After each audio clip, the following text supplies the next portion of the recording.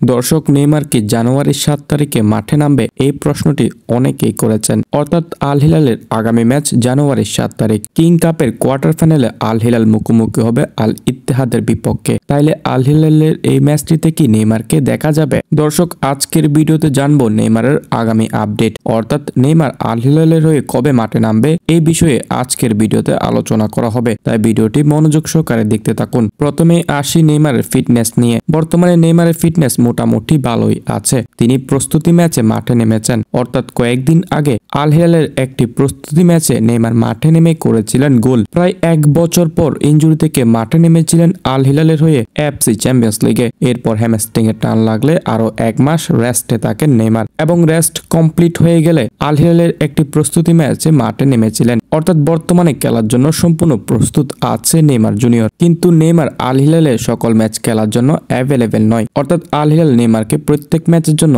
এখনো রেজিস্ট্রেশন করতে পারেনি। আল হিলালের 8 জন বিদেশি কোটার মধ্যে নেইমারের নাম এখনো যুক্ত করেনি আল হিলাল টিম ম্যানেজমেন্ট, যার কারণে আল হিলালের প্রত্যেক ম্যাচ খেলতে পারবেন না নেইমার জুনিয়র। শুধুমাত্র এফসি চ্যাম্পিয়ন্স লিগ গুলোই আল হিলালের হয়ে খেলতে পারবেন নেইমার জুনিয়র, যার কারণে আগামী 7 তারিখ কিং কাপের কোয়ার্টার ফাইনালে নেইমারকে দেখা যাবে না। তবে নেইমারকে যদি এই কয়েকদিনের মধ্যে রেজিস্ট্রেশন করতে পারে, তাহলে আল হিলালের সকল ম্যাচেই দেখা যেতে পারে নেইমার জুনিয়রকে। এর আগে কিন্তু আল হিলালের হয়ে শুধুমাত্র এফসি চ্যাম্পিয়ন্স লিগই খেলতে পারবে নেইমার জুনিয়র। আল হিলালের এফসি চ্যাম্পিয়ন্স লিগের ম্যাচ আছে 2025 সালের ফেব্রুয়ারির 5 তারিখে। অর্থাৎ 2025 সালের ফেব্রুয়ারির 5 তারিখে একদম নিশ্চিতভাবে নেইমার জুনিয়রকে দেখা যাবে, কারণ এফসি চ্যাম্পিয়ন্স লিগে বিদেশি কোটার নিয়মগুলো উন্মুক্ত নেই, যার কারণে নেইমার জুনিয়রকে এফসি চ্যাম্পিয়ন্স লিগে কনফার্মলি দেখা যাবে। তবে নেইমারকে যদি এই কয়েকদিনের মধ্যে আল হিলাল রেজিস্ট্রেশন করতে পারে, তাহলে 7 তারিখ থেকে শুরু করে আর যতগুলো ম্যাচ রয়েছে আল হিলালের প্রত্যেক ম্যাচেই নেইমারকে দেখা যাবে।